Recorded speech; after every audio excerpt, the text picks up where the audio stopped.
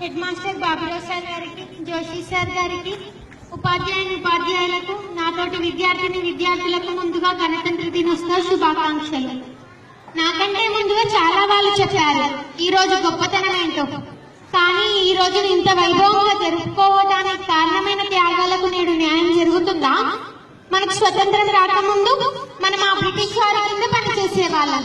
కానీ మన దరిద్రం ఎలా ఉందంటే ఇప్పటికీ వారి కంపెనీలో పనిచేయడానికి మొక్కు చూపుతున్నాం. ఇంకా స్వతంత్రం వచ్చి లాభం ఏంటి? అంతమంది స్వతంత్ర సమరయోధుల త్యాగం వృధా అయినట్టే కదా.